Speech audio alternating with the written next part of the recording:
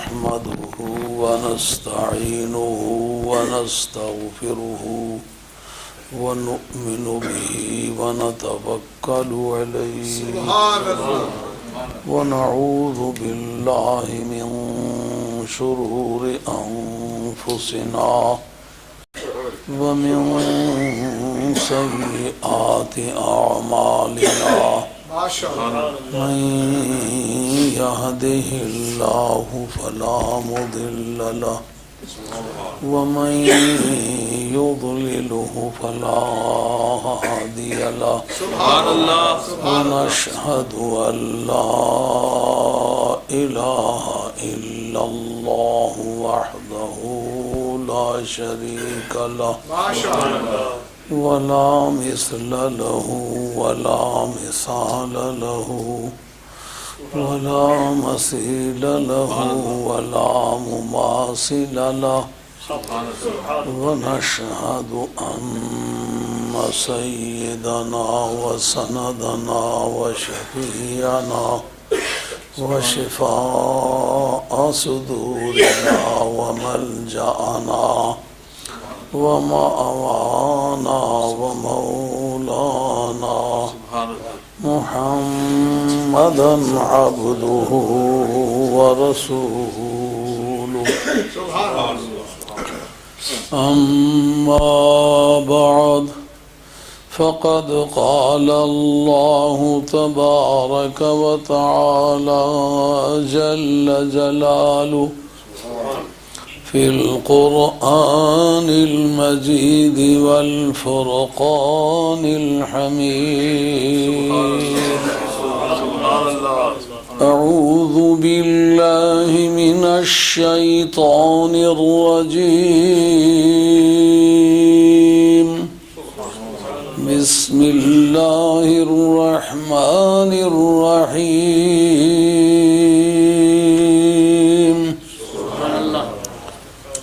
يا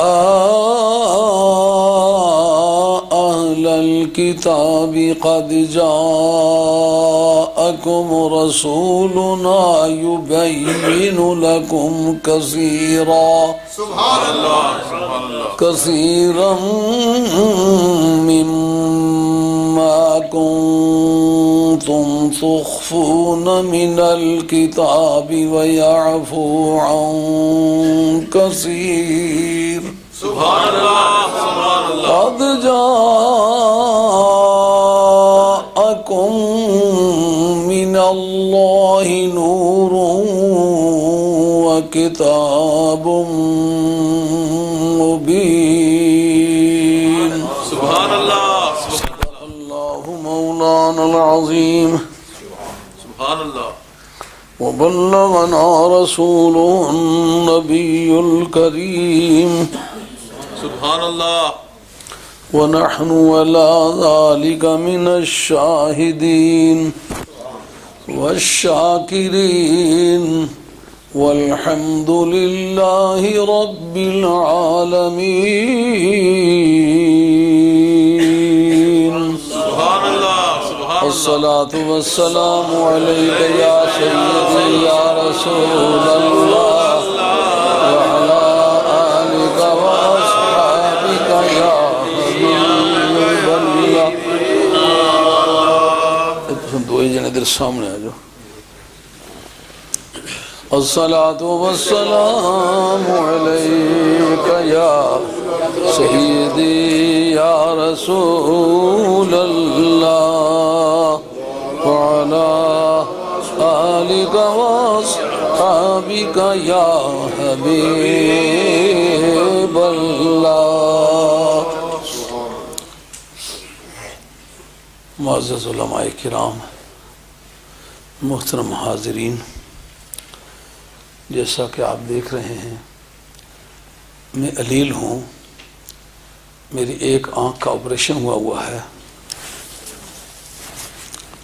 جیسا کہ مولانا نے فرمایا ہے جمعرات کو میرا آپریشن ہوا. جمعے کا خطبہ بھی میں نے خود دیا ہے، اور یہ سوچ کے کہ پتہ نہیں میں انگلینڈ واپس جانے تک زندہ رہتا ہوں یا نہیں. میلاد شریف کے ایام ہیں. الحمدللہ میرے پاس جگہ بھی اتنی کھلی ہے کہ 2.5-3 لاکھ آدمی کا اجتماع وہاں آسانی سے اکوموڈیٹ ہو سکتا ہے، ماشاءاللہ ماشاءاللہ، اور پیسے بھی میرے پاس ہیں لنگر وغیرہ کے، سبحان اللہ، بات بھی کر سکتا ہوں، اور میرے شاگردوں کا حلقہ کافی بڑا ہے۔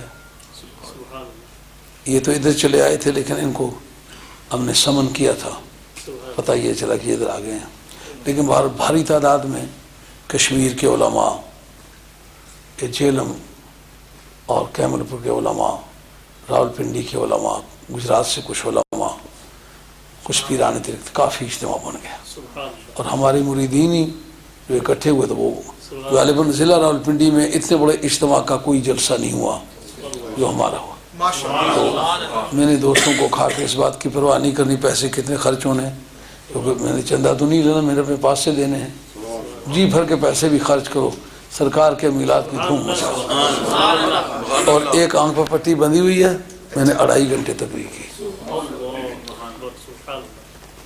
تو آپ نے دیکھا کہ اس کے بعد کی مجالس میں میں نے حاضری دی ہے۔ صحیح ہے، آپ لوگوں کا بہت بہت شکریہ جو آپ بڑے بھرپور طریقے سے ہمارے میلاد شریف کے جلوس میں تشریف لے گئے، اور بڑے ذوق شوق نے، سبحان اللہ، بے شک، بڑے ذوق شوق کا آپ نے مظاہرہ کیا۔ میں بتہ دل شکر گزار ہوں کہ آپ کے وہ صرف شمولیت نہیں تھی بلکہ جذبات کی وہ روانی کیا، وہ تندی تھی کہ جو سمندر کی موجوں کو شرما کر اسی طرح، سبحان اللہ، سبحان اللہ، میرا ایک اقبال دعا کو ہے تمام ان علماء کے لیے، عوام کے لیے، شرفاء کے لیے، اور سرکار بغداد کے جو مریدین ہیں انہوں نے اتنی سرگرمی دکھائی کہ جگہ جگہ سے کوچیں بھر بھر کے لاتے رہے، اور وہ لندن کی تاریخ نہیں بلکہ انگلستان اور یورپ کی تاریخ میں ایک نئے باب کا اضافہ کیا۔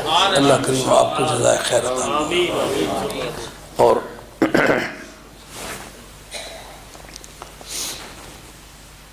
ماضی قریب میں 2 تقریریں کی ہیں روزانہ، حالانکہ اب میں عمر رسیدہ آدمی ہوں۔ جب مولانا میرے پاس پڑھنے کے لیے آئے اس دن کی داڑھی مونچھ کا کوئی نشان نہیں تھا، اور غالباً اس سے پہلے میں 12 برس پڑھا چکا ہوا تھا۔ اس طرح اور بھی کافی بڑے بڑے بزرگ علماء کرام جو میرے پاس تشریف لائے، جو کچھ میں خدمت کر سکا کی ہے، لیکن اس وقت میں 13 برس پہلے پڑھا چکا ہوا تھا۔ اب کافی عمر رسیدہ آدمی ہوں، لیکن سرکار دو عالم سم کی بات ہو تو پھر پیچھے رہنے کو دل نہیں چاہتا۔ اکھی ڈٹھے جری نہ چاندی بے ادبی لیلا دے۔ محبت کا یہ پرنسپل ہے، محبت اپنے محبوب کی پستی کو قبول نہیں کرتی۔ تو ماضی قریب میں جو بریڈ فورڈ میں تقریر کی ہے، اس میں ہمارے قریب کے حلقے کے ایک بزرگ فرمانے لگے آپ نے 2 آیتیں غلط پڑھی ہیں۔ میں نے کہا کون کون سی؟ ان کا یہ میں نے کہا آپ سے عرض کروں، آپ حافظ ہیں، آپ ضرور چیک کریں، مگر جو میں کہہ رہا ہوں میں سمجھتا ہوں میں نے قواعد کی روشنی میں صحیح پڑھی ہے، اس لیے ایسا ممکن ہے کہ آپ کے سوچ میں غلطی ہو، اگر میں چیک کر لوں گا۔ میں بیمار تھا، جاتے ہی پہلے میں نے وہ کنکارڈنس نکال کر وہ آیتیں چیک، ایگزیکٹلی اسی طرح تھی جیسے میں نے پڑھی ہے۔ سبحان اللہ، سبحان اللہ، تو اللہ تعالیٰ کا شکریہ ادا کیا۔ اور وہاں بریڈ فورڈ میں علماء کا ایک چمنستان تھا، ان کے چہروں پر محبت کی شگفتگی، سرکار کے میلاد کے دھوم کے اثرات، اور وہ شام سے پہلے جلسے وہاں ختم ہو جا کرتے، شام کے بعد کا تو کویسچن نہیں پیدا ہوتا۔ غالباً بریڈ فورڈ کی تاریخ میں غالباً یہ پہلا جلسہ ہوا ہوگا میلاد شریف کا کہ جس میں شام کی نماز کے بعد لوگ بیٹھے رہے، اور صرف بیٹھے نہیں رہے بلکہ وہ اصرار کر رہے تھے کہ بات اور آگے تک لے جائی جائے۔ میرا خیال ہے 1 گھنٹہ اور 25 منٹ شاید بولا ہوں کچھ اس شعر پھیر میں، لیکن میں کسی طرح بھی 20 منٹ سے زیادہ کی رائے نہیں رکھتا تھا، بہت تھکا ہوا تھا، تکلیف تھی، مگر سرکار کا ذکر پاک ایک ایسا جنو خیز ہے کہ آنکھیں تو کہیں تھیں دل دیوانہ کہیں تھا۔ آدمی پھسلتے پھسلتے کہیں کا کہیں مختلف ساحلوں پہ جا لگتا ہے، لیکن جس جگہ کسی منتہا پہ جا پہنچے قدم محمد مصطفیٰ پہ جا نکلتا ہے۔ یہ رنگت سرکار کے بیان میں دیکھی ہے۔ آج بھی میں نے وہی آیت پڑھی ہے جو بریڈ فورڈ میں پڑھی تھی، اس کا ترجمہ ایک مرتبہ پھر عرض کرتا ہوں۔ اس سے متعلقہ مضامین جو اس وقت میری ذہن میں آ رہے ہیں میں آپ کی خدمت میں پیش کرتا ہوں۔ ممکن ہے کہ میں آپ کی معلومات میں کوئی اضافہ نہ کر سکوں، اس لیے مجھے معذور رکھیں۔ بہرحال میں کوشش کروں گا کہ اپنے محبوب کی مدح و ثنا کے وہ گوشے جو عام سوسائٹی کی نگاہوں سے اوجھل ہیں ان پر کچھ روشنی پڑ سکے۔ اللہ کریم فرماتے ہیں یا اہل الکتاب، او کتاب والو، قد جاءکم رسولنا، سرکار دو عالم علیہ السلام کی ذات پاک کے بعثت ہوئے کو غالباً اس وقت 16 سے زیادہ برس، 18 برس گزر چکے ہیں، کیونکہ یہ سورہ مائدہ 5ویں سال ہجرت میں نازل ہوئی ہے۔ 13 برس سرکار دو عالم علیہ السلام مکہ شریف میں رہ چکے ہیں، اور 5 یہاں کے شامل کریں تو 18 برس کا زمانہ بنتا ہے۔ اگر اس سے بعثت مراد ہے تو 15 برس پہلے 18 برس پہلے گزری ہوئی بات کو کہنا کہ آ گیا ہے اب، ماشاءاللہ اگر 18 برس کے مارجن کو تسلیم نہیں کیا جایا کرتا تو پھر 40 برس کے مارجن کو کیوں تسلیم کیا جاتا ہے؟ کا درف تحقیق بات تقریب ہے، ابھی آیا ہے۔ معلوم ہوا کہ نبی پاک علیہ الصلوۃ والسلام کے آنے جانے کے جو پرنسپل ہے ان میں قدامت کا رنگ نہیں ہے، ایسا پتہ چلا ابھی آیا ہے۔ ابھی وہ بیل بوٹے، ابھی وہ کاخو کو، ابھی وہ دشت و دمن، ابھی وہ پرندگان، ابھی وہ بلبل سحرگاہی، اس کی زبان پر وہ نغمے زندہ ہے، معلوم ہوتا ابھی آیا ہے۔ قد جاءکم رسولنا، ہمارے پاس ہمارا رسول آ گیا ہے۔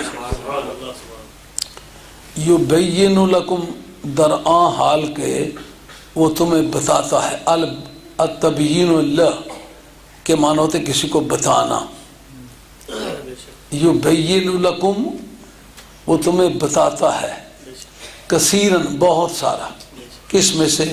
مما کنتم تخفون من الکتاب، کتاب میں سے جو تم چھپاتے تھے وہ بتاتا ہے۔ اس پر میں نے وہ 2-4 جملے وہاں بریڈ فورڈ پہ کہہ دیے تھے، وہ دوبارہ نہیں کہنا چاہوں گا۔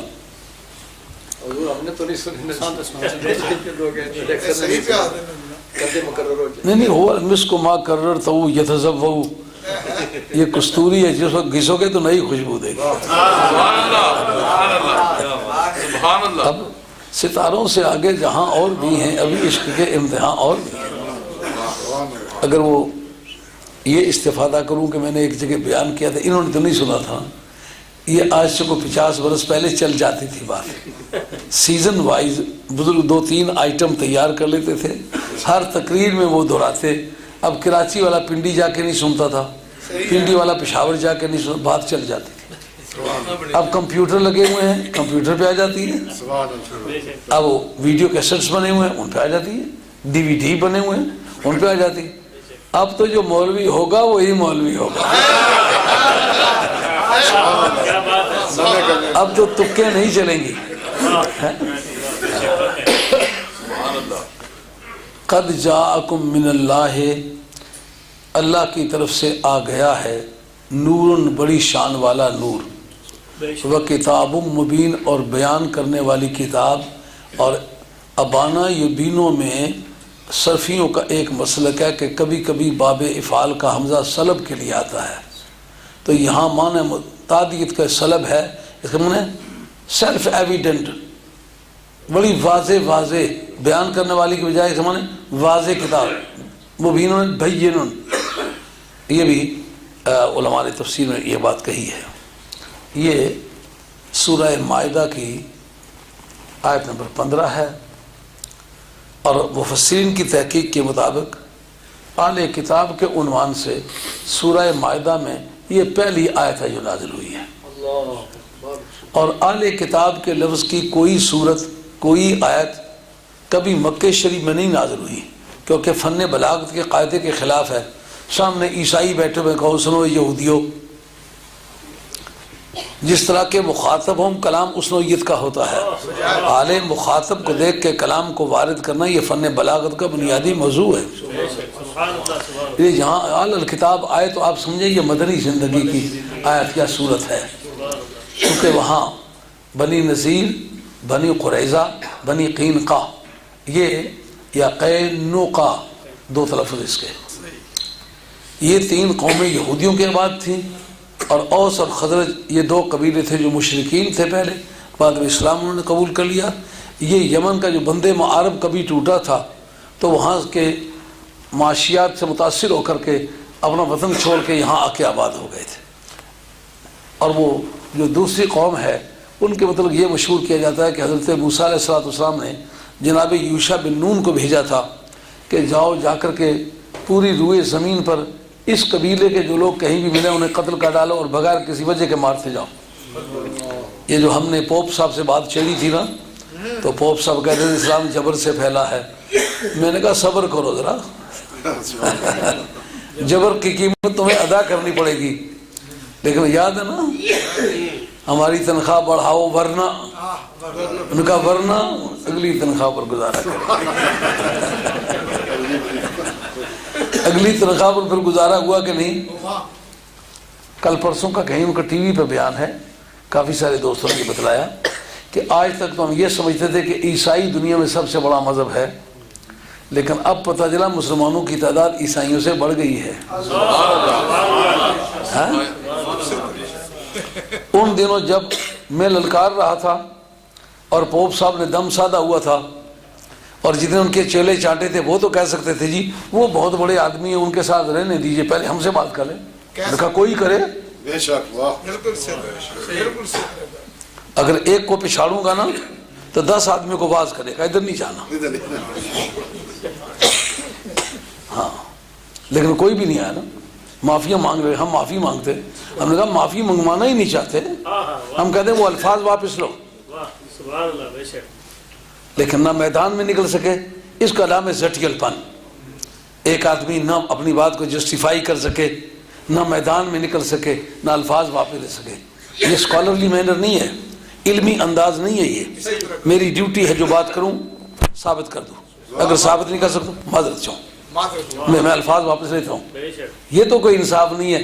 غلطی ثابت بھی ہو جائے وہ ڈٹا رہے، اس کے ملت کے لوگ کیا سمجھیں گے کہ کتنا سارا ایماندار ہے۔ صحیح ہے بات۔ حضرت یوشع بن نون کو ادھر بھیجا تھا، یہاں کا جو بادشاہ تھا اس کو بھی قتل کر ڈال، پبلک کو بھی قتل کر ڈالا، لیکن اس کا لڑکا بڑا خوبصورت تھا، انہوں نے کہا یار اس کو قتل نہیں کرنا چاہیے، موسیٰ علیہ السلام کے پاس لے جاتے ہیں، اگر وہ اجازت دیتے تو اس کو مار ڈالیں گے، لیکن جب اس کو لے کے چلے اتنے میں موسیٰ علیہ السلام کا وصال ہو گیا۔ ان کے خود غرض قسم کے مرتبہ پرست جو لوگ تھے انہوں نے چاہا کہ اگر یوشع بن نون کو گھسنے دیا تو خلافت اس کو مل جائے گی، تو ہم تو رہ جائیں گے، بہتر کوئی بہانہ بناؤ۔ ان کا چونکہ موسیٰ علیہ السلام کے حکم کی اس نے خلاف ورزی کی ہے لہٰذا ہم اس کو گھسنے نہیں دیتے۔ وہ پھر اپنے ان تمام قبائل کو لے کر کے مدینہ طیبہ میں آ کے آباد ہو گئے تھے۔ اس سبب سے بنو قریظہ، بنو نذیر اور بنو قینقاع یہ 3 قبیلے یہودیوں کے وہاں آباد تھے، یہ ان 5 قبیلوں کی بیک گراؤنڈ تھی۔ اب اس میں تو اول فرصت میں ان سے پالا پڑا، بات ان سے اول فرصت میں ہونی چاہیے تھی، کہ دراصل بات یہ کہ پہلی جماعت کے اسٹوڈنٹ سے 10ویں جماعت کی بات کرنی اچھی نہیں، جو کچھ ان کی فاؤنڈیشن بن جائے۔ جس وقت وہ اس بات کو تسلیم کر چکے کہ کبھی کبھی بنو یہ خزرج کے ساتھ اور اوس قبیلے کے ساتھ ہماری جنگیں ہوتی تھی، اور ہم کیا کہتے تھے، ربنا افتح لنا علی اعدائنا بنبیک المبعوث فی آخر الزمان۔ مولا کریم اپنے اس نبی کے واسطے سے ہمیں ان پر غلبہ عطا فرما جس کو تو سب سے آخر میں مبعوث فرمائے گا۔ اس کا مطلب ہے سب سے آخری نبی ہونے کا فیصلہ سرکار کی ولادت سے پہلے ہو چکا ہوا تھا۔ اب قرآن مجید نے اس ریفرنس کو کوٹ کیا، فَلَمَّا جَاءَهُمْ مَا عَرَفُوا كَفَرُوا بِهِ فلعنت اللہ علی الکافرین۔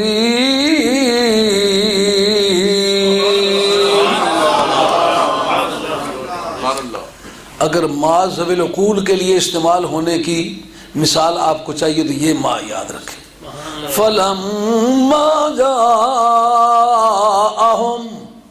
ما عرف، یہ با اس کا مدلول کون ہے؟ سرکار کی ذات۔ جب ان کے پاس وہ آ گیا جنہوں نے اس کو انہوں نے پہچان لیا، یہ سب کی سمجھ میں آ گیا یہ وہی جوان ہے۔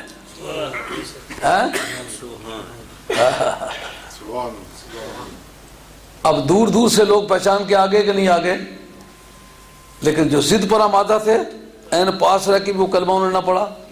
رب نے اس ریفرنس کو جب کوٹ کر لیا کہ اس کے نام سے پتہ چلا کوئی پہلے موجود ہو، پیچھے اس کا توسل اختیار کرنا اس کی اور حیثیت ہے۔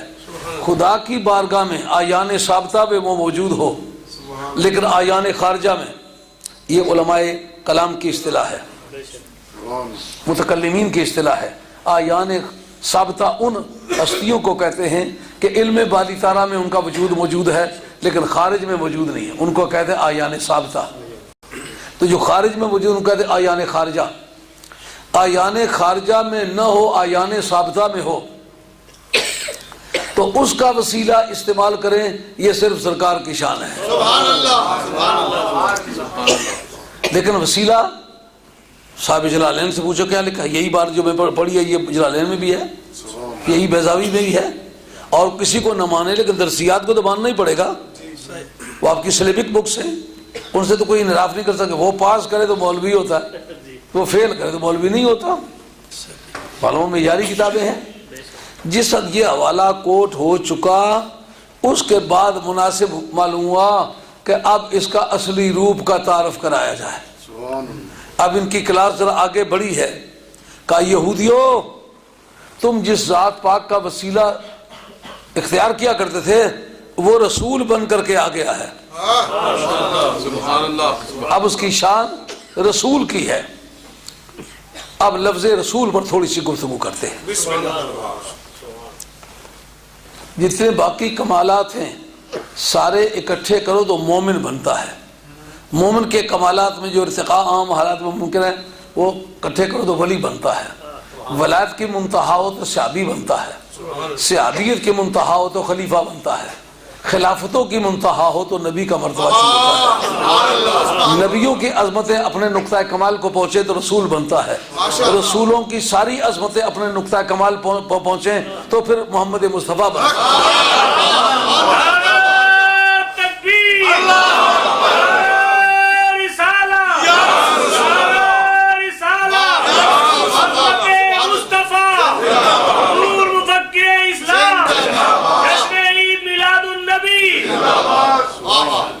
اب کتاب کے آنے کا ذکر بعد میں کیا ہے، ٹھیک، آپ اچھی طرح دھیان کریں گے تو اگلا جملہ بولوں گا۔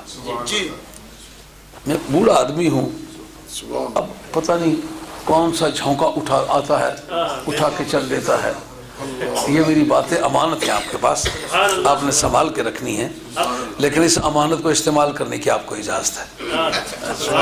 امانت کو استعمال کرنے کی اجازت نہیں ہوتی نا، آپ کو اس کے استعمال کرنے کی اجازت ہے۔ بسم اللہ، یہ ہماری فقہ کا مسئلہ ہے۔ امانت میں اسی لیے ضمانت نہیں ہوتی کہ اس میں تصرف ممنوع ہوتا ہے۔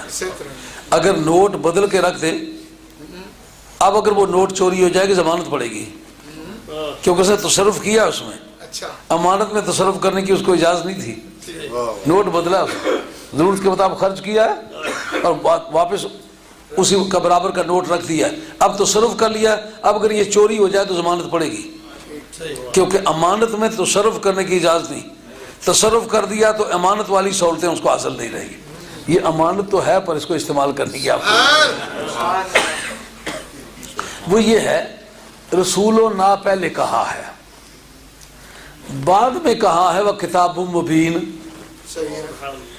اب رسول کا ذکر پہلے کرنا، کتاب مبین کا بعد میں کرنا، جو کلاس کا سسٹم میں نے بتایا کہ پہلی جماعت کے اسٹوڈنٹ کے سامنے 10ویں کا کورس نہیں شروع کرنا، پہلے اس کو پہلی کلاس پڑھانی ہے.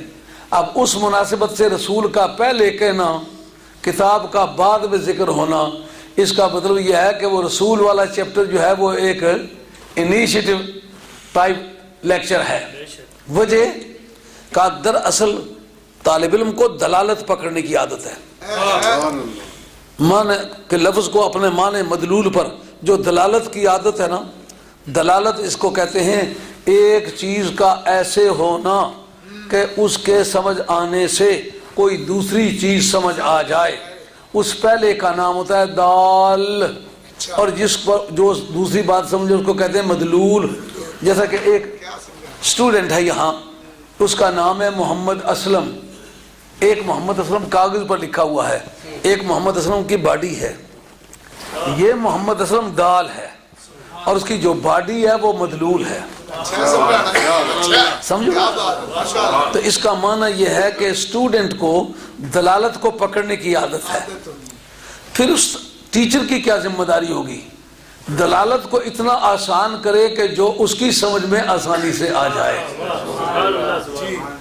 اتنی بات پلے پڑی ہے.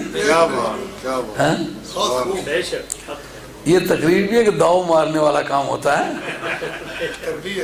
ہاں، کہ ذہن میں خلا پیدا کر کے اسی کے اینٹ لگا دے. اب طالب علم کو دلالت کو پکڑنے کی عادت ہے. استاد کا کام ہے دلالت کو اتنا آسان کرے کہ وہ مدلول کو آسانی سے پہچان لے. اب اللہ رب العزت جو ہے اس نے کائنات کو رسول کے ذریعے سے پڑھانا ہے. ایک رسول کی اپنی دلالت معنی مدلول پر ہے، اور ایک کتاب کی دلالت اپنے معنی مدلول پر ہے. دونوں میں سے زیادہ واضح کون سی ہے؟ یہ سمجھنا چاہیے. کیا جناب، کیا سبحان اللہ، سبحان اللہ. یہ ایک مسئلہ ہے علماء عقائد کا. اس کو سید شریف جرجانی نے شرح مواقف کے اندر چھیڑا ایک حد تک. وہ کہتے ہیں دلائل کی دلالت اپنے مدلول پر وہ علمی ہوتی ہے، فکری ہوتی ہے.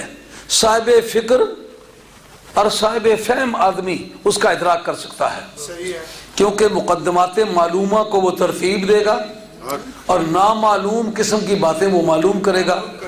جو باتیں اس کے پاس موجود ہیں جس کو کہتے ہیں مائنر پریمز اور میجر پریمز، جس کو منطقی لوگ کہتے ہیں صغرا اور کبرا، ان دونوں کو وہ پہلے اکٹھا کرے گا.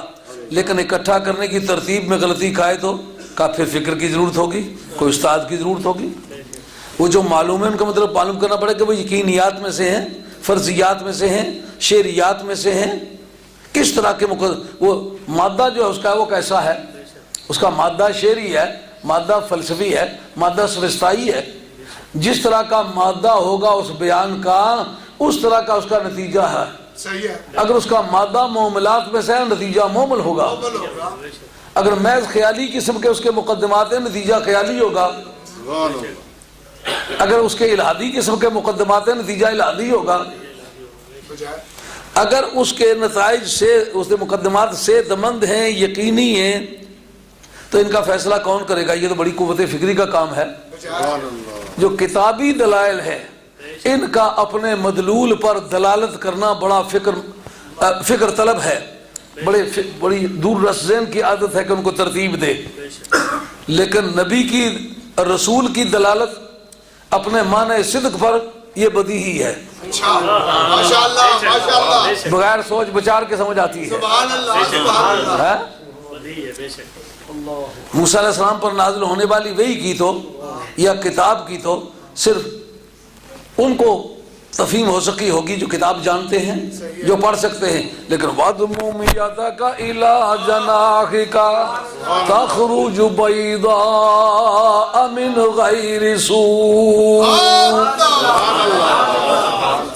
ہاتھ بغل میں ڈال، نکال، اور یہ روشنی دے گا اور سورج سے زیادہ اچھی اس کی روشنی ہوگی.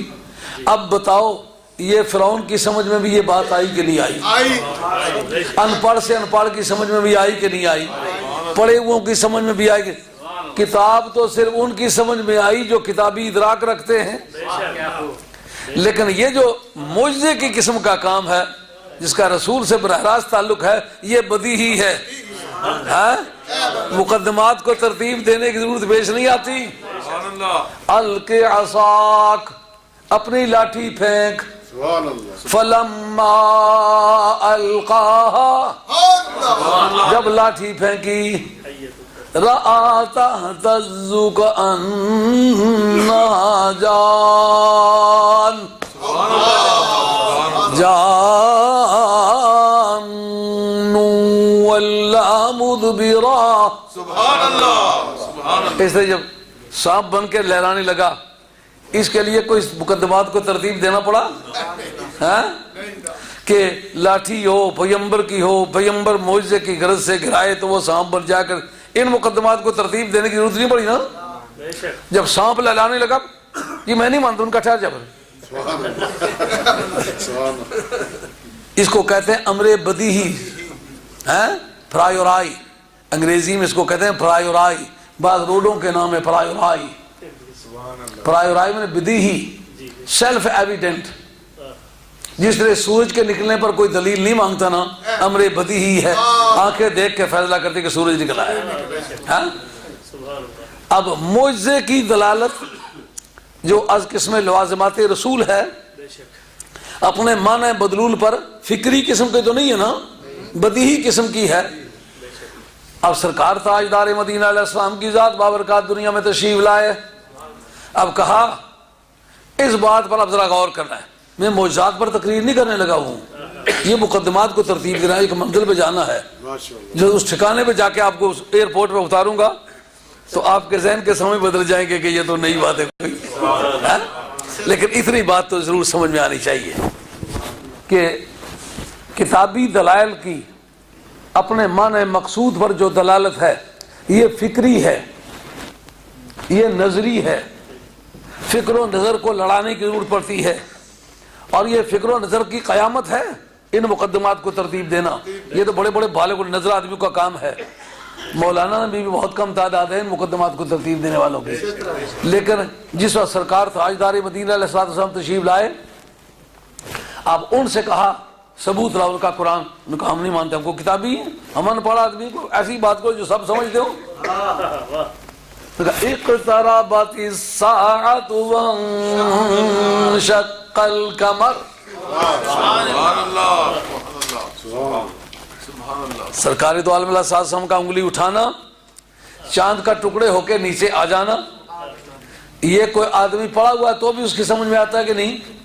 ان پڑھ ہو تو بھی سمجھ میں آتا ہے کہ نہیں؟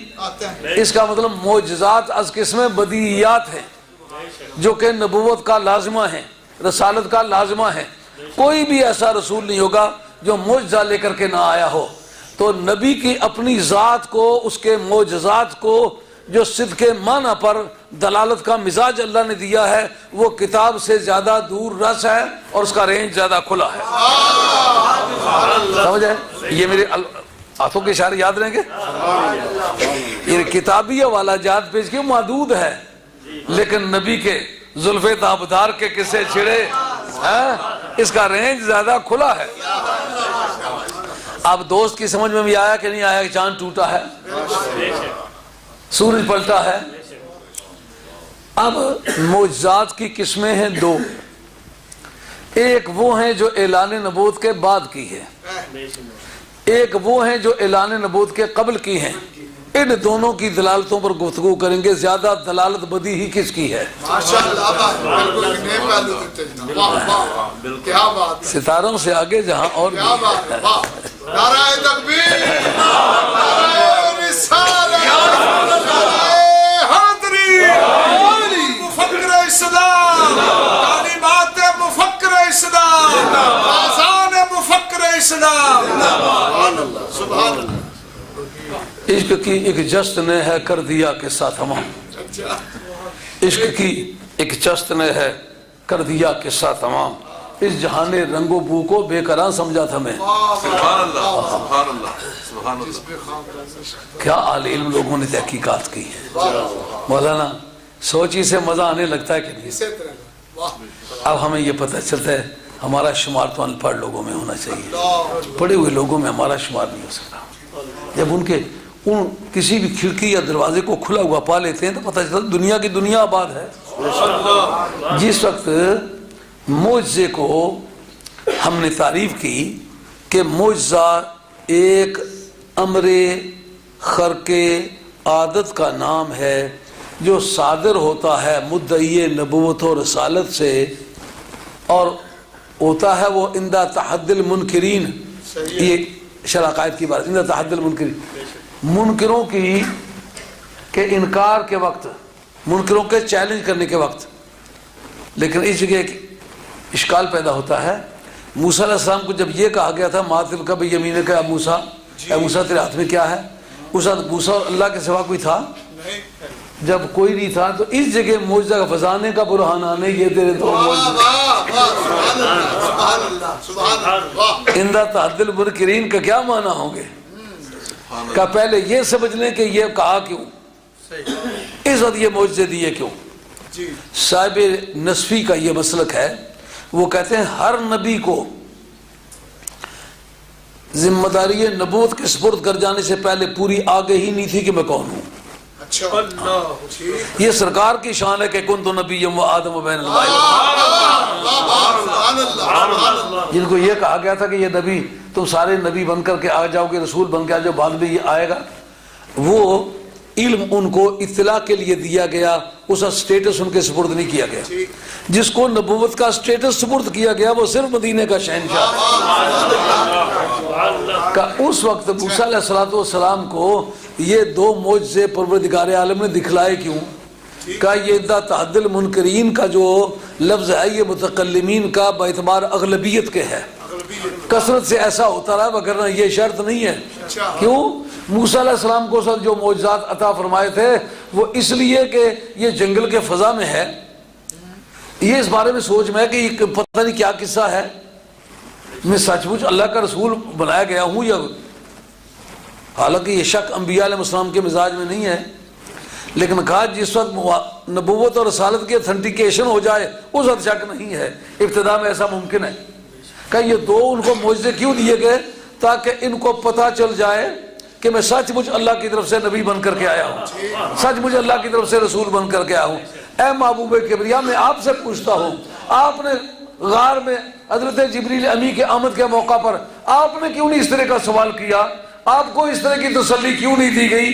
کہ ان کی تسلی کی ضرورت تھی کہ یہ پردہ ان کے سامنے اٹھایا نہیں گیا تھا، اور آپ کی ذات پاک جبریل تو بنا ہی بعد میں ہے، آپ کی رسالت پہلے سے موجود۔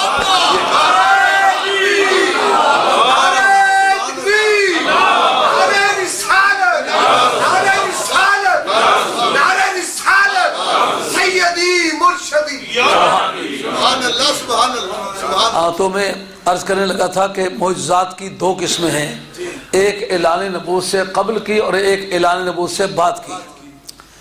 اعلان نبوت سے قبل کے جو خلاف عادت ہیں، سپر ہیومن ہیں، سپر نیچرل ہیں، ایب نارملز ہیں، میریکلز ہیں، ان کو علماء نے تمیز کے لیے ان کا نام رکھا ارحاس، اور بعد کے واقعات کو نام رکھا انہوں نے معجزہ، یہ تمیز کرنے کے لیے کہ یہ اعلان نبوت سے پہلے کے خلاف عادت ہے۔ لفظ خلاف عادت تو اب سمجھ آئے گا نا، جس طرح ولی کی کرامت خلاف عادت ہے، نبی کا معجزہ خلاف عادت ہے، اسی طرح اعلان نبوت سے قبل جو خلاف عادت ہیں ان کا نام ہے ارحاس۔ اب یہ سمجھنا ہوگا کہ اعلان نبوت کے بعد کا جو معجزہ ہے اس کی دلالت نبی کے صدق پر، رسول کے صدق پر زیادہ ہے، یا اعلان نبوت سے قبل کے جو ارحاسات ہیں ان کی اس کی سچائی پر دلالت زیادہ قوی ہے؟ دونوں میں سے کون سی قوی ہے؟ ممکن ہے علماء عصر مجھ سے اتفاق کریں، ممکن ہے اختلاف کریں، لیکن میں نے جو اس پر سوچ کی ہے میرے اچھی طرح سمجھ میں آیا ہے کہ جو قبل از اعلان نبوت کے واقعات خلاف عادت، ان کی دلالت، ان کی ریفلیکشن، اس کا روشنی ڈالنا نبی کے مشن کی سچائی پر، یہ پیچھے کے معجزات کے مقابلے میں زیادہ زوردار ہے۔ وجہ جو میری سمجھ وجہ آئی ہے اس پر آپ کو غور کرنے کی زحمت دوں گا، آپ اس پر غور کریں۔ کہتے ہیں کہ یہ مسئلہ کہ نبی کسی کے شاگرد نہیں ہوتے یہ صرف سرکار کے بارے میں ہے۔ ہاں، الاتقان فی علوم القرآن کے اندر امام جلال السیوطی نے باقاعدہ تفصیل لکھا ہے کہ انبیاء علیہ السلام پڑھتے رہے، لکھتے رہے۔ عیسیٰ علیہ السلام کے معجزات میں سے تھا کہ ہاتھ سے قلمیں باندھ کے لکھتے جاتے، جتنے آپ کے ہاتھ انگلیاں ہیں اتنے قلم ایسے پھیرتے جاتے تو خود جو انجیل ہے وہ پرنٹ ہوتی جاتی یا تورات پرنٹ ہوتی جاتی۔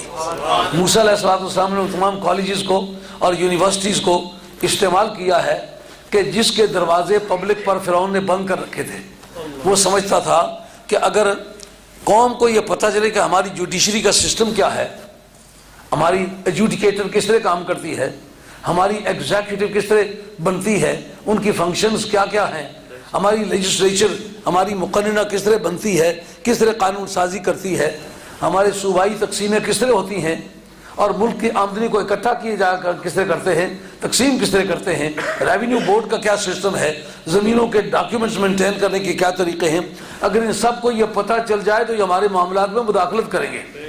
اس لیے صرف انہی کے لیے یہ کالج، یہ یونیورسٹیز، یہ اسکول کھولنے چاہیے اور ان کو داخل کرنا چاہیے جو ہمارے ریلائبل ہیں۔ اب چونکہ فرعون لا اولاد تھا، اس کا خیال یہ تھا کہ یہ میرے جانشین ہوں گے، جانشین ہونے میں تو سچے ہیں لیکن تختہ الٹ کے جانشین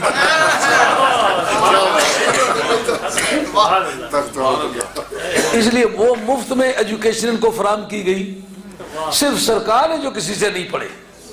اب جب یہ بات سمجھ میں آ گئی کہ اب باقی انبیاء علیہ السلام پڑھتے لکھتے رہے، سرکار نے نہیں پڑھا لکھا اور اس کے باوجود کل کائنات کے استاد ہیں، اس جگہ بالکل سمجھ آنی چاہیے کہ بچپنے کے زمانے میں جو حالات و واقعات نمودار ہوئے ان کے متعلق آدمی آسانی سے قیاس کر سکتا ہے۔ یار بناوٹ بنائے، فیبریکیشن کرے، کاؤنٹر فیٹ کرے، کوئی جال سازی کرے تو عاقل بالغ ہو کے جوان ہو کے پڑھ لکھ کے کر سکتا ہے نا، لیکن جب ماں کی گود میں ہے تو اس جگہ کیا وہ جال سازی کرے گا، کیا وہ بناوٹ کرے گا، کیا وہ فیبریکیشن کرے گا؟ کیا بات ہے۔ اس لیے اہل باطل یہ سوچ سکتے ہیں کہ یہ نبی نے اس وقت جو معجزات دکھائے ہیں نبوت کے اعلان کے بعد، ممکن ہے اس کے پڑھنے لکھنے کے، اس کے محنت کے، اس کے ریاضت کے نتائج ہوں، لیکن جس وقت ماں کے گھر پیدا ہوا ہے تو پیدائش سے پہلے ہی واقعات شروع ہو گئے ہیں، ان کی بناوٹ کا کیا ذریعہ ہو سکتا ہے؟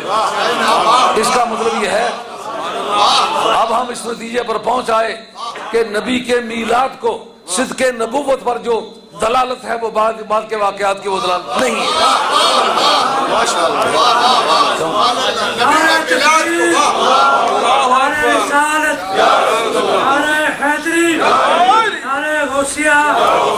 مفکر اسلام عظمت و شان مصطفیٰ۔ اب میں آپ سے پوچھتا ہوں کہ آج کی مجلس میں جو شامل نہیں ہوا ہوگا اس نے اپنا کتنا خسارہ قبول کیا ہوگا؟ کیوں بھائی مولانا تمہیدی مقدمات کو ترتیب دینے سے پتہ نہیں تمہیدی مقدمات پر وقت کتنا خرچ ہوا ہے؟ تو شروع کتنے بجے کیا تھا؟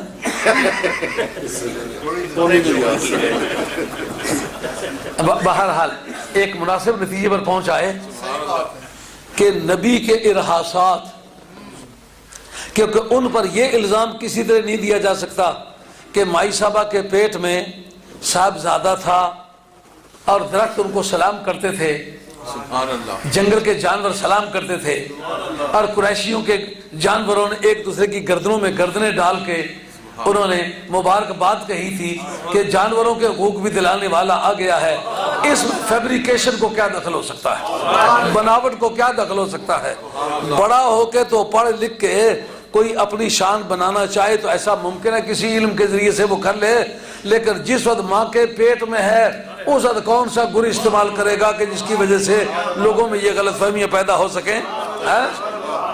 اگر جناب سیدہ کی بارگاہ میں حضرت یوسف علیہ السلام آ کر کے کھڑے ہوں، ابراہیم علیہ السلام آ کے کھڑے ہوں، گرم ہے مصر کا بازار تیرے کوچے میں، آتے جاتے ہیں خریدار تیرے کوچے میں، آتے جاتے ہیں خریدار تیرے کوچے میں.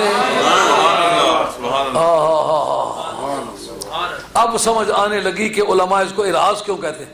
ارہاس کہتے ہیں بنیاد کو. اللہ تعالیٰ نبی کے اعلان نبوت سے پہلے اس کے ارہاسات دکھاتا ہے کہ اس کی نبوت کی بنیاد بنے.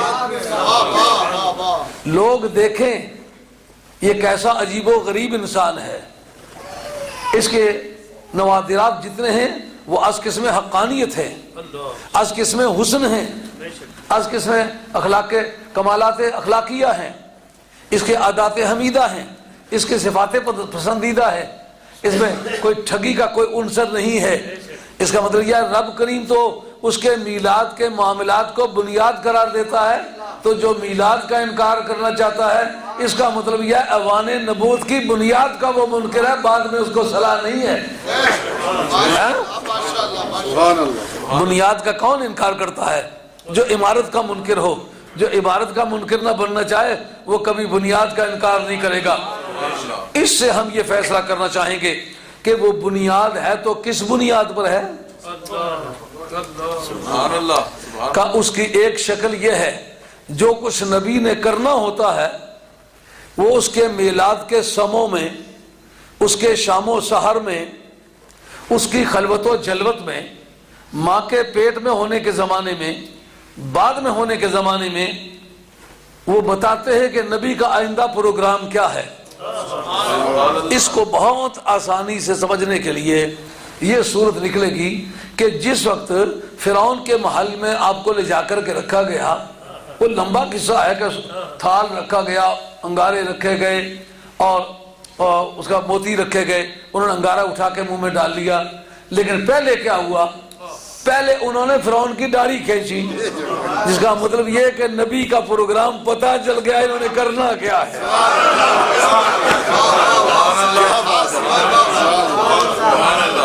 سمجھ آئے گی؟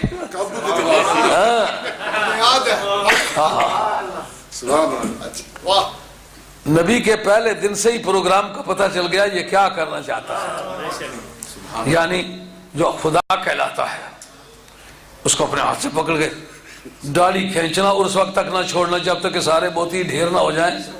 اس کا مطلب تو خدائی کا مدعی ہے بے ایمان, لیکن ید موسوی کا بھی تجھے جائزہ نہیں ہے. ایک ہی پکا لگے گا, مٹی کا ڈھیر بن جائے گا, تجھے کچھ نہیں کر سکو گے. اسی طریقے سے حضرت سید دو عالم علیہ السلام کی تشریف آوری ہوئی تو آپ کے اس میلاد کے ایام نے اپنا پورا پروگرام واضح کر دیا. ان کا تو ایک ٹارگٹ تھا نا فرعون کے سوا تو کوئی ٹارگٹ نہیں تھا نا. سرکار کا ٹارگٹ کل کائنات تھی. قُلْ يَا أَيُّهَا الْكَافِرُونَ,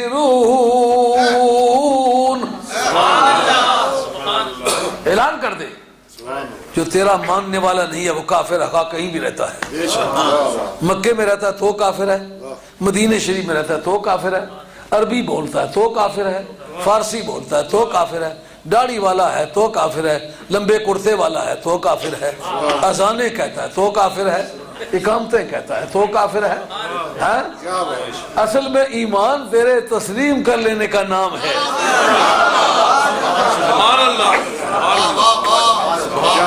سبحان اللہ. سمجھ میں آگئی بات؟ اب سرکار کا پروگرام شروع ہوتا ہے. سرکار اپنی والدہ ماجدہ کے بطن عطر میں تشریف فرما ہیں. حضرت سیدہ فرماتی ہیں مستقبلها شجر ولا حجر الا يقول لها الصلاة والسلام عليك یا سیدی یا رسول اللہ بح بح آمنتو بما حملت برسول اللہ صلی اللہ علیہ وسلم. کوئی اینٹ کوئی پتھر ایسا نہ رہا کہ سامنے تو آیا ہو اور جناب سیدہ کو مبارکباد نہ کہی ہو. اس کا مطلب یہ وہ جوان آیا ہے کہ کائنات کے اینٹ اینٹ اور پتھر پتھر اس کا نام لے کے جئیں گے. آسمانی ستاروں سے لے کر کے زمین کے ذرات تک اور زمین سمندروں کی موجوں سے لے کر کے آسمانی قافلوں کے کارووں تک, آسمانی ستاروں کے قافلوں تک سارے کے سارے اس کی محبت کا دھم بھریں گے. پتھروں کا, اینٹوں کا, درختوں کا, سب کا سلام کہنا معلوم ہے یہ انقلابی قسم کی شخصیت ہے جو کل کائنات میں انقلاب لائے۔ اس پر ایک اور نقطے کا اضافہ کر لیں۔ حضرت آدم علیہ السلام کے سامنے جب فرشتوں سے سجدہ کروایا گیا، معمولی دن تھا؟ معمولی دن تو نہیں تھا۔ تمام آسمانی قدسیوں کی جبی جس کے سامنے خاک پر پڑی ہوئی تھی اس کا نام حضرت آدم علیہ السلام۔ معمولی دن تو نہیں تھا، لیکن اس دن جنت کو چھیڑا گیا، دوزخ کے دروازے بند کیے گئے، اس دن کائنات میں کوئی اور بہار لائی گئی، کوئی خزاں کے سمے جو ہے بہاروں میں بدلے گئے، ستاروں کو نئی روشنی عطا کی گئی، کچھ نہیں ہوا نا۔ اس کا مطلب یہ بہت بڑا انقلابی دن ہو کر کے صرف فرشتوں کے لیے تھا، وہ جنوں کے سجدہ کیوں نہیں کروایا گیا؟ جب فرشتوں سے کروایا گیا، جنوں نے حضرت آدم علیہ السلام کے بارے میں کوئی ہلکی بات نہیں کی تھی، انہوں نے ہلکی بات کی تھی۔ ہلکی بات کے بدلے میں سجدہ کروانا، اس کا معنی یہ ہے کہ وہ عتاب کے طور پر سجدہ تھا، ڈانٹ کے طور پر۔ اس کو تم نے کہا یہ ایسا ہوگا، کرو سجدہ اس کے سامنے۔ یہ وجہ ہے کہ جنوں سے سجدہ نہیں کروایا گیا، لیکن جن اسی طرح رہے نا، صرف فرشتوں سے سجدہ کروایا گیا۔ حضرت نوح علیہ السلام کے دور میں جو طوفان آیا، اس طوفان میں فرشتوں کو ٹچ کیا گیا نہیں، جنات کو ٹچ کیا گیا، اور درختوں میں پتھروں میں کوئی تبدیلی لائی گئی، صرف پانی آیا۔ بڑا انقلابی دن تھا، لیکن اور کوئی تبدیلی اس میں آئی ہے؟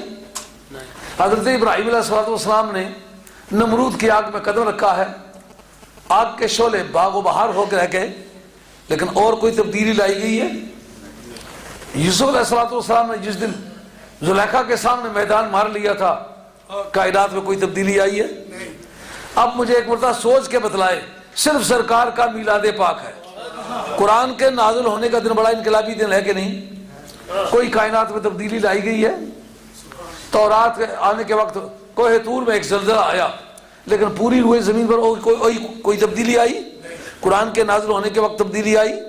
انجیل کے نازل ہونے کے وقت کوئی تبدیلی آئی؟ کوئی تبدیلی نہیں آئی۔ اگر کل کائنات میں ایک ہی دن میں تبدیلی آئی ہے تو آپ کو ماننا پڑے گا کل کائنات میں سب سے زیادہ اہم وہ شخصیت ہوگی جس کے کسی خاص دن پر پوری کائنات میں انقلاب آیا۔ فرشتوں، جنت کی فضائیں بدلو، اس کے رنگ و بو بدلو، اہورو نئے سرے سے سنورو۔ جب شادی ہوتی ہے تو دولہے کی خوشی میں گھر والے بھی نئے کپڑے پہنتے، بچے بھی نئے بوٹ بھی نئے پہنتے، گھروں کے بستر بھی بدلتے۔ معلومہ پوری کائنات کا دولہا صرف مدینے کا شہنشاہ ہے، اس کے آنے کے وقت پوری کائنات میں تبدیلی ہے۔ دنیا روح میں ایک ہلچل مچ رہی ہے کہ آج دوزخ کے عذاب موقوف کر دو۔ یار عذاب کا موقوف ہونا یہ ایک طرح کی رعایت ہے کہ نہیں؟ کسی نیک عمل سے کوئی رعایت ملنی چاہیے، وہ کافر کو کسی نیک عمل کی وجہ سے رعایت ملتی ہے؟ نہیں ملتی۔ واہ میلاد مصطفیٰ تیرے قربان کہ کافر کو کبھی کسی عذاب سے رعایت نہ ملے، پر تیرا میلاد پاک قانون سے وہ بلند و بالا ہے۔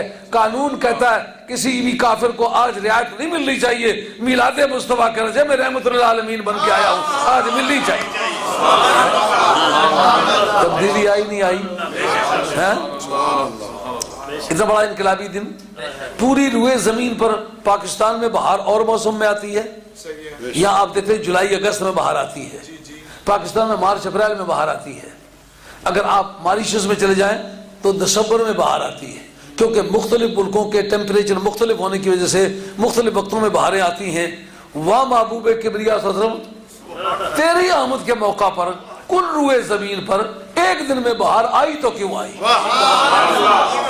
بارش ہوتی بہار آ جاتی، پھر تو قیاس تسلیم کرتا ہے، بارش کا نام و نشان نہیں ہے، پر بہار آئی ہے۔ معلومات دراصل آرگینک باڈی کو جو پانی کے ذریعے سے نشو نما پانے کی عادت ہے، اس کے مقابلے میں ایک اور زیادہ زوردار طریقہ ہے آرگینک باڈی کے بدن نامی کے ترقی پذیر ہونے کا۔ وہ کیا ہے؟ اگر اس کو لائٹ اس کی مناسبت سے مل جائے تو آپ اگر ناروے میں جائیں وہ جو نارتھ پول ہے اس کے قریب چلے جائیں جہاں بیاد سردی ہوتی ہے تو آپ دیکھیں کہ وہاں لوگوں نے گھروں میں پودے لگائے ہوئے ہیں لیکن اندر رکھ کے ان کے سامنے بجلی جلائی ہوتی ہے کہ اگر روشنی نہ ملے تو یہ بڑھنے والے بدن بڑھتے نہیں سمجھ میں آ رہی بات. یہ جی ہل بانے والے بندے اونٹ کدا بھی نہ بننے لگے ہل بانے نہیں استادوں نے ہل بانا لیتا اپنی تعلیم علمی زمانے ہل بانے کی جانچ ہی بھائی ہل بائی نہ کس طرح جنگل جگڑی نہ کس طرح انہیں کھولی نہ کس طرح اور کوئی بندہ یہ ذکر ہی نہیں کرنا چاہنا جلے پوچھا تھا اصل تو 400 برس تو پنڈی نے رہنے والے وہ پنڈی کی بنی ہو جاتا 400 برس یہ تو اگا ہی نہیں اتنے رہنے والے تو سب تک کیا اسی باڑی نہیں آڑی پر کوئی ککر کوئی پلائی کوئی ٹالی کوئی درخت لگا ہے تو جس حد تک اس نے سایہ پینا اس حد تک فصل نہیں جمنا زمینداراں نے یہ آئیڈیا جی صرف سایہ پینا آئیڈیا اے نہیں آئیڈیا اے ہے کہ اس کی روشنی اس نے اوپیسٹی نہیں وجہ تو اس نے حجاب نہیں وجہ تو انہاں پودیاں کی روشنی نہیں مل نور نہیں ملنا اے نور نے کاٹے نہیں وجہ تو بے نور ہے اور جنہ چہریاں بے رونقی تکڑے رکھ صفائی کرنی خشکی قربان ہوئی گشنی یہ پتہ چلنا پہ خشکی بھی اگر کسی بزرگی نہ ہونا اتنا بزرگی ختم ہی ہوئی گی معلوم ہوا کہ نور مصطفیٰ سے اس کو استفادے کا موقع نہیں مل رہا سمجھ میں آئی ہے کہ نور کا نہ ملنا اس کا کیا نقصان ہے پھر اس کے مقابلے میں جو پودے بڑھتے ہیں کیوں بڑھتے ہیں کہ ان کو روشنی ملتی ہے اس نے یہ بات اسٹیبلش کر دی کہ اگر روشنی براہ راست میں جیسا کہ آج کے فزکس کی ریسرچ ہے کہ یہ سن لائٹ جو ہے اس کو اگر آپ گرفتار کر لیں کسی بیٹری وغیرہ کے ذریعے سے تو آپ رات کے وقت اسی دن کی روشنی کی وجہ سے رات کو بجلیاں جلا سکتے ہیں. وہ ہمارے ساتھی آکسفورڈ کیانی صاحب نہیں آکسفورڈ والے یعقوب کیانی وہ اپنے گاؤں میں کٹیا مسجد کا نام ہے وہاں دن کے وقت ایسے دھوپ میں رکھ کے نا تو وہ بیٹریاں بھر لیتے تھے رات کے وقت اسی بیٹری سے رات کے وقت اپنے بجلیاں جلاتے تھے. ہاں یہ میں نے خود اپنی آنکھوں سے دیکھا ہے سنی چڑھائی بات نہیں. اب مطلب کیا نکلا کہ اگر سورج کی روشنی اور چاند کی چاندنی وہ پکڑ لی جائے تو آپ جو ایسے نرم و نازک قسم کے پلانٹس ہیں ان کو آپ اگر وہ روشنی کے ٹیکے دے دیں انجیکشن دے دیں تو ایسا ممکن ہے مہینے کے بعد جتنے بڑے ہوتے ہیں اتنا وہ ایک دن میں بڑے ہو جائیں.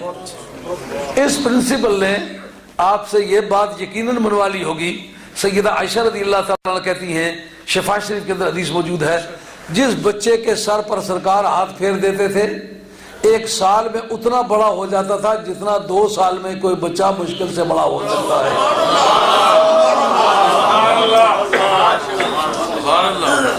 جیسا کہ شمائل ترمذی کی حدیث ہے حضرت سلمان فارسی رضی اللہ عنہ کا باغ سرکار نے لگایا اس باغ کے پودے 299 سرکار نے لگائے ایک پودا جناب فاروق اعظم رضی اللہ عنہ کی ذات پاک نے لگا دیا. وہ جناب فاروق اعظم رضی اللہ عنہ والا پودا بھی عام پودوں کے مقابلے میں 3-4 گنا بڑا تھا جو عام اس وقت کا نارمل ریٹ تھا لیکن جو سرکار والے 299 پودے تھے اسی سال بڑے ہوئے اسی سال ان سے برادہ لگا اسی سال ان کے ساتھ پھل لگا اسی سال پھل پکا اور مالک کو بلایا گیا کہ اب اپنے پودے پورے کر لے اور سلمان کو تو آزاد کر.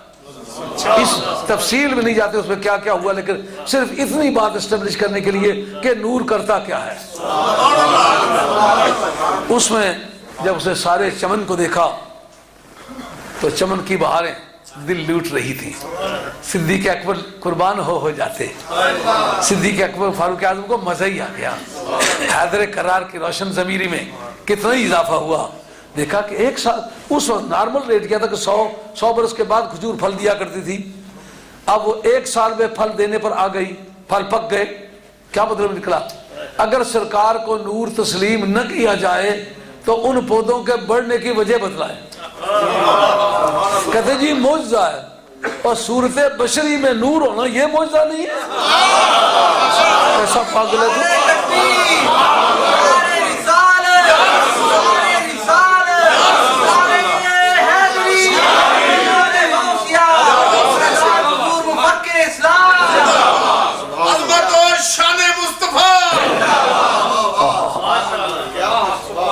حضرت فاروق اعظم رضی اللہ والے پودے نے کیوں نہ پھل دیا؟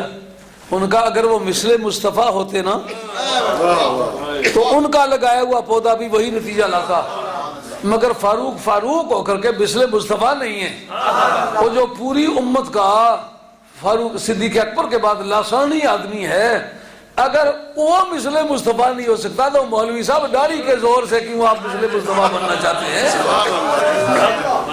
کتنی بڑی غلطی لگی ہوئی ہے۔ کہنے والا کہہ سکتا ہے جی وہ سال تو لگا نا، یہ ان کی مرضی پر ہے، جس طرح کا مرضی ہے انجیکشن دیں۔ سرکار نے وہ پودا اسی وقت اکھاڑا، اسی وقت دوبارہ لگایا، اسی وقت بڑھنا شروع ہو گیا، اسی وقت پھل لگے، اسی وقت پکے، اسی وقت توڑے گئے، دین اینڈ دیئر اسی مقام پر حضرت سلمان فارسی کو آزاد کیا گیا۔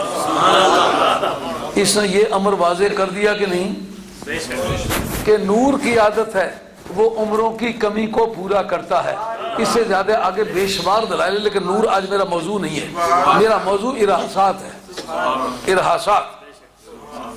اب جناب اس قاعدے کی روشنی میں ہم یہ سمجھنے کی پوزیشن میں نہیں ہے کہ سرکار کا قدم جب زمین پر پڑا تو وہ سرکار کے نور کا کرنٹ زمین کو لگا تو کل روئے زمین پر جتنے بھی پلانٹس پیدا ہونے والے تھے سارے کے سارے منظر عام پر آ گئے کہ پیارے ہمیں بھی موقع عطا فرما۔ آج وہ محبوب جس کے لیے کل کائنات کو آراستہ کیا گیا آج وہ آیا ہے، آج ہمیں بھی دیکھنے کا موقع دے دو۔ اب جناب بڑا ہو کے پڑھ لکھ کے تو کوئی یہ باتیں اپنے طور پر کوئی علم کے ذریعے سے اگر کوئی فیبریکیٹ بھی کرنا چاہے تو ایسا ممکن ہے کوئی کرے، مگر جب ماں کی گود میں پڑا ہوا ہے باتیں ابھی نہیں کرتا تو اس کے سمے پوری کائنات میں نظر آ رہے ہیں۔ بتاؤ نبوت کی ایسی پختہ بنیاد ہے کہ نہیں جو دلائل سے ہٹ کر صریح الدلالت ہے، سیلف ایویڈنٹ ہے، یہ بدیہی ہی ہے کہ یہ واقعی کوئی غیر معمولی انسان ہے، نبوت کا دعویٰ بعد میں کرے، لیکن آج اس کی دلالت اپنے معنی مدلول پر باقیوں کے مقابلے میں زیادہ واضح ہے۔ کیوں بھائی؟ میلاد شریف کو جو دخل ہے سمجھ آ گیا کہ نبوت کے کاز میں، نبوت کے مشن میں میلاد کا دخل کیا؟ سمجھ آئی یہ بات؟ یہ سنی علماء کرام میری طرف سے یہ پیغام ہے، اس کو سنبھال لیں، رکھ لیں، جس جگہ مرضی آپ اس کو تولیں، اگر کوئی کسی طرح کا پیچھا پڑے تو مجھے یاد کریں، انشاءاللہ پیچھا کروں گا۔ کیا کہنا چاہتے ہیں؟ میں کہنا عرض کرنا چاہتے بغیر ہے ساربا ماہر، بغیر ہے ساربا راہ درازے۔ وہ علامہ اقبال مرحوم کا ایک شعر، اب جس وقت وہ دشت جنو تنگ نظر آتا ہے نا تو اب محبت کے کلا پاسیاں چاہتی ہیں کہ کوئی کھلی سی فضا ملے، اس کا ذکر کرتے ہیں۔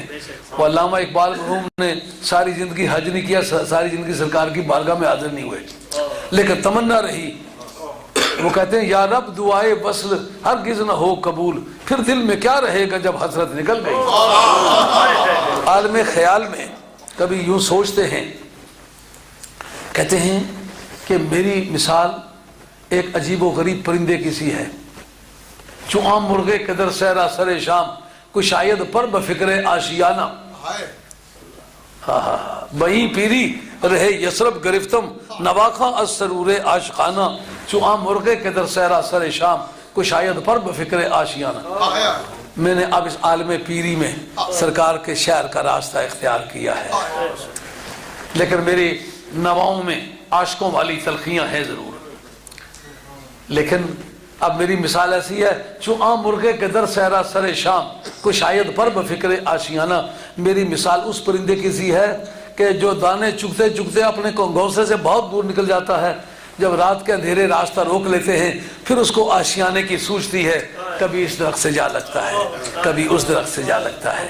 میں بھی پتہ نہیں مدینہ طیبہ پہنچ سکوں گا یا نہیں پہنچ سکوں گا، لیکن کیا کہتے ہیں بغیر ہے سارباں راہ درازے، مرا شوق جدائی تیز تر کو۔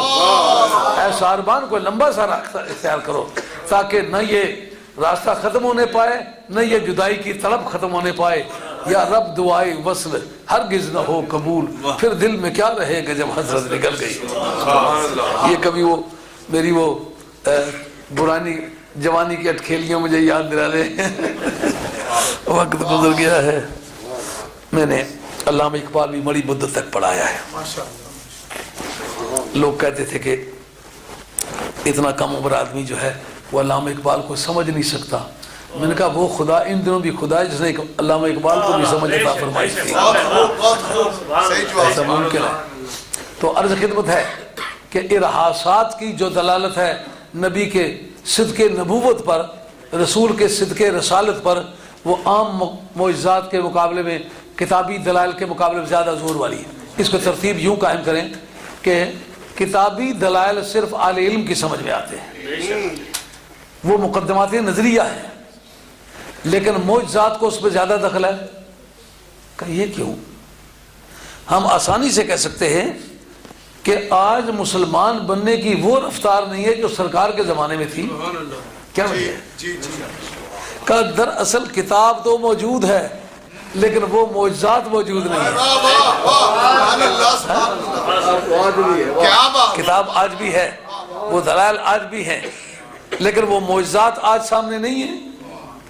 اس لیے اسلام کے سرحدوں کے بڑھنے میں وہ تیزی نہیں ہے. مگر آپ کو عرض کیا ہے کہ معجزات کے مقابلے میں ارحاسات کو زیادہ دخل ہے. ارحاسات کو کیوں زیادہ دخل ہے؟ کہ نبی کے معجزے کا زمانہ وہ ہوتا ہے جو اعلان نبوت سے بعد کا ہوتا ہے. اس لیے قیاس کرنے والا اپنے قیاس فاسد کے ذریعے سے یہ قیاس کر سکتا ہے کہ نبی نے ممکن ہے کوئی جنتر منتر پڑھ لیا ہو تو اس کے ذریعے سے یہ باتیں دکھاتا ہو، لیکن جو ماں کی گود میں ہے اس وقت کون دکھائے گا؟ اب سرکار کے وہ جو ارحاسات ہیں اس میں عالمگیریت ہے. اس پر چند جملے سنو. گھنٹہ تو ہو گیا ہے، 11:15 چلی. جی چند جملے جو رہے.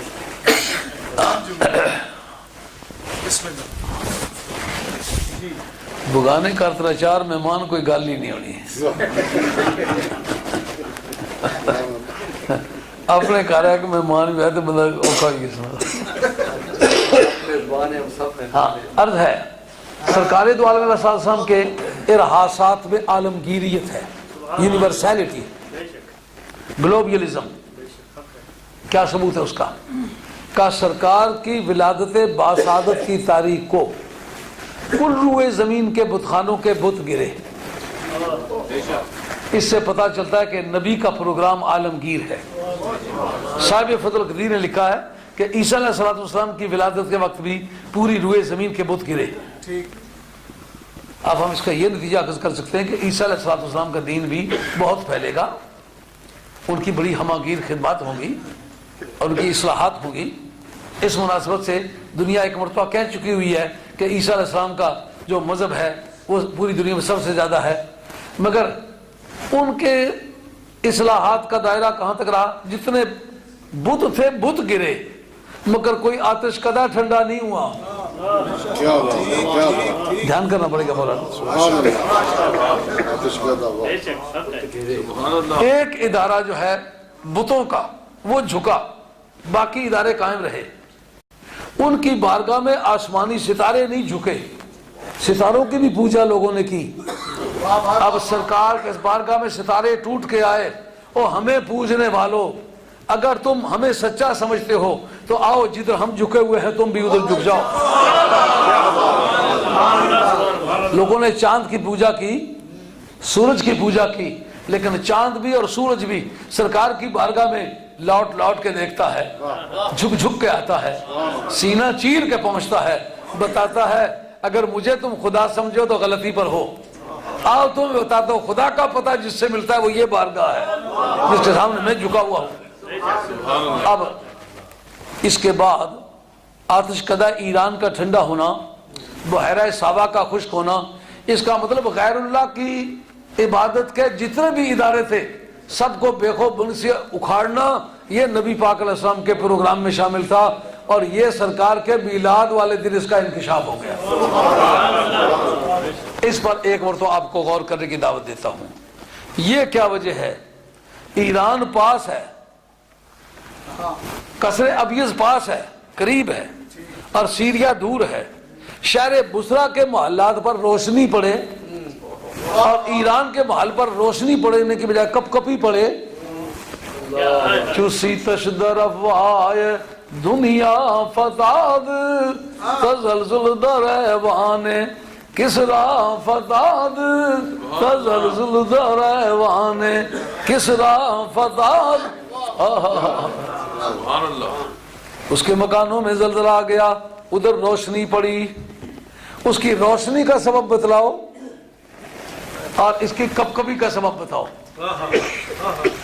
اس کا مطلب یہ نکلتا ہے جب ہم ادھر اقدام کرنا چاہیں گے تو جواب ہمیں تشدد کے حوالے سے ملے گا, ہمارا خط کوئی پھاڑے گا.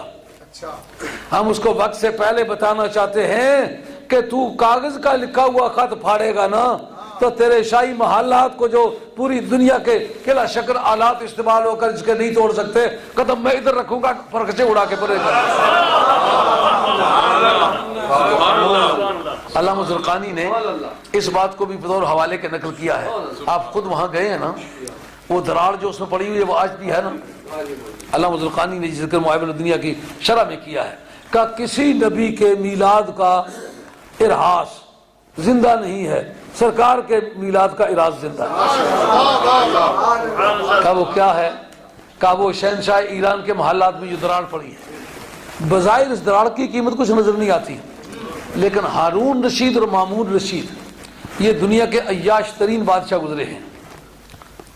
شاہوانی زندگی ان کی فطرت ثانیہ تھی, ان کا نہ کوئی دین تھا نہ کوئی مذہب, معتدلے تھے مذہباً. جن کے زمانے میں یہ حالات پیدا ہوئے کہ حضرت امام احمد حنبل جیسا آدمی زیر عتاب ہونے لگ گیا, بعد میں ان کی نسلوں نے ان کو درے مار کے شہید کیا.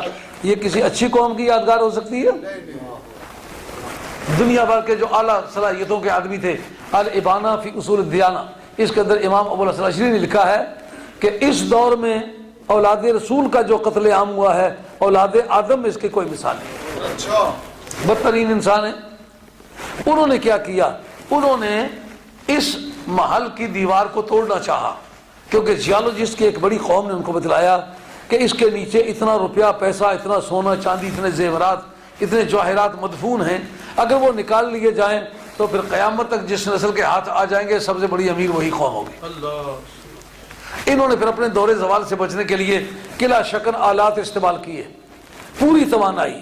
شاید یہ آپ کے لیے حیرت کا باعث ہو کہ پوری دنیا میں سب سے بڑا امپیریلزم جو تھا یہ عباسیہ کا تھا, بنو امیہ کا تھا, عباسیہ کا تھا. رومن امپائر کا اور پرشین امپائر دونوں, یہ جو مغربی دانشور ہیں انہوں نے لکھا ہے کہ رومن امپائر یا پرشین امپائر دونوں کا امپیریلزم اتنا بڑا نہیں تھا جتنا بنو امیہ کا تھا اور جتنا بنو عباس کا تھا. انہوں نے وہ اپنی پوری طاقت استعمال کی, لیکن اس قلعے کو وہ نہ توڑ سکے. وہ میلاد مصطفیٰ دنیا کی سب سے بڑی طاقت جو تھی وہ گریٹ پاور نہیں تھے, سپر پاور تھے. سپر پاور نے اپنی پوری توانائی استعمال کی لیکن اس قلعے کی دیواریں نہیں توڑ سکے. مگر وہ میلاد مصطفیٰ 13 قدم پڑا ہے مکہ شریف میں اور وہ ان کا قلعہ ٹوٹ گیا ہے کہ جس قلعے کو بڑی دنیا کی سب سے بڑی طاقت بھی نہ توڑ سکی. اسے پتا چلا میلاد کا بم جو ہے حشر تک ڈالیں گے پیدائش مولا کی دھوم, حشر تک ڈالیں گے ہم پیدائش مولا کی دھوم.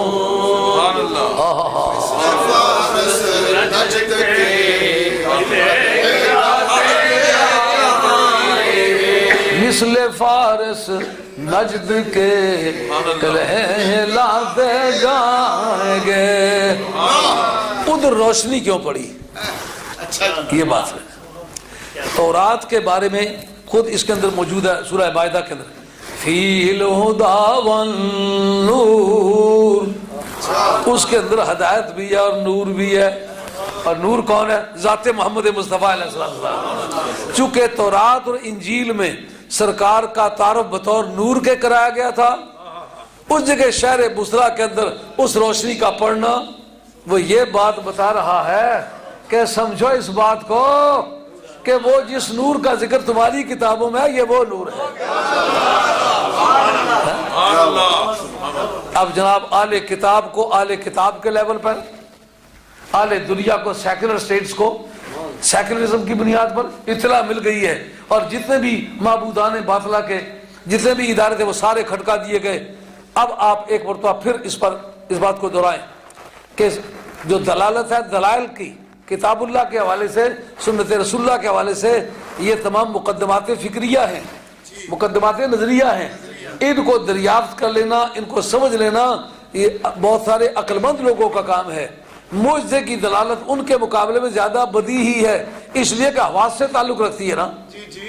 مثلا چاند ٹوٹتا ہے، آنکھوں کو نظر آیا نا، اس کو دل میں سوچنا تو نہیں پڑا، ہاں جی، گو نے بات کی ہے، کانوں کو سنائی دی ہے نا، درخت دوڑے ہیں، اب انسانی آنکھوں نے دیکھا ہے، سرکار کے کہے پہ دوڑے ہیں، اور پہاڑ ناچا ہے، محسوس کرنے والوں نے اپنی قوت حسی سے محسوس کیا کہ ناچ رہا ہے، جب کہا رک جا تو رک گیا ہے۔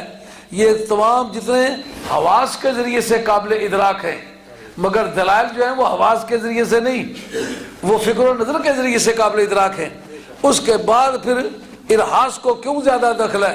کہا بڑے ہو کے پڑھ لکھ کے کوئی تبدیلی بھی لا سکتا ہے، لیکن ماں کی گود میں کوئی تبدیلی نہیں لا سکتا۔ ایک آخری بات کہہ کے بات ختم کرتا ہوں۔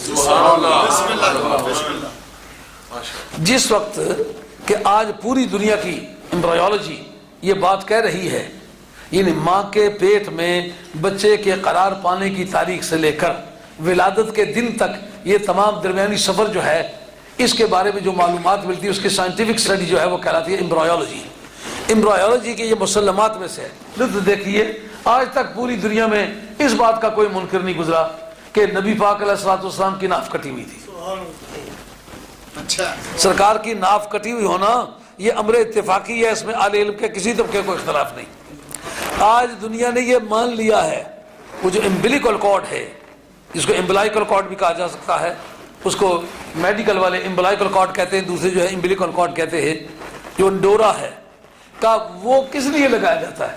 کہتے ہیں ماں کے بدن میں ایک چھوٹی سی کالونی اس کے لیے بنائی جاتی ہے، جس کا نام جھلی ہے، بعد میں وہ جیلی کہلاتی ہے، آمل نال بھی اس کو اردو ادب والے کہتے ہیں۔ وہ اس کے اندر کالونی بنی ہوئی ہے، ماں کے بدن سے جتنی بھی خوراکیں لیتا ہے نا وہ اس ناف کے ذریعے سے لیتا ہے۔ وہ ناف اس کی سلامت رہے تو وہ لے سکتا ہے، ناف سلامت نہ رہے تو وہ نہیں لے سکتا، جس کا معنی یہ ہے کہ جو بھی انسانی سوچ، انسانی صلاحیت اور انسانی مادے سے ترکیب پانے والی باڈی ہے، وہ ماں کے پیٹ میں اگر پرورش پائے گی تو صرف اسی ذریعے سے پائے گی، اگر ذریعہ اس کا کاٹ دیا جائے تو معاً موت واقع ہو جائے گی، کبھی بچ سکتا ہی نہیں۔ تو اگر سرکار دو عالم صاحب کی ولادت کے وقت پوری دنیا متفق ہے کہ یہ تو ناف کٹی ہوئی اور سلامت حالت میں، اس راستے سے تو کوئی چیز گئی نہیں اور جیلی بھی نہیں پائی گئی، اس کا مطلب یہ ہے جس کو تو بشر بشر کہتا ہے بشر والا قصہ ہی نہیں ہے۔ جس کی ذات بشر ہے نا، یہ اس کی صفات میں سے جس کی صفت بشر ہے، فَتَمَثَّلَ لَهَا بَشَرًا سَوِيًّا۔ جبریل امین جب صورت بشری لے کر کے آئے، اس وقت ان کی ناف کا قصہ نہیں چھڑا، کیوں کہ اس وقت بشر ان کی صفت تھا، نور وہ پہلے سے تھے۔ کس دلیل سے پتہ کیا کہ نور ان کی ذات تھی اور بشر ان کی صفت تھی؟ جو پہلے تھی وہ ذات تھی، جو بعد میں ہوئی ہے وہ صفت ہے۔ سرکار کی ذات کب سے ہے؟ اول ما خلق اللہ نوری۔ بشر کب سے ہے؟ جب سے آدم علیہ السلام ہیں۔ آدم پہلے بنے کہ نور مصطفیٰ پہلے بنے؟ نور مصطفیٰ پہلے بنے ہیں، بشریت بعد میں بنی ہے۔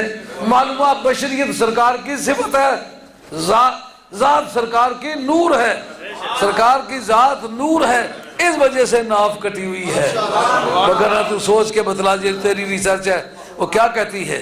نہیں، اس بات کا اس کے بعد جواب ہی جو کہتا میں نہیں سمجھ سکتا، ہم یہی کہتے تو سرکار کو نہیں سمجھ سکتے، یہ بات سمجھ، ہم یہی کہتے ہیں۔